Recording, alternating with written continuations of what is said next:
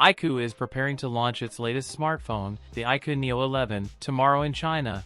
iQOO Neo 11 hands-on unboxing video leaks now. It comes with a very interesting backside. The iQOO Neo 11 has a metal frame. It has IP68 and IP69 ratings for dust and water resistance, and a premium feel. iQOO Neo 11 will be sold in black, blue, orange, and silver.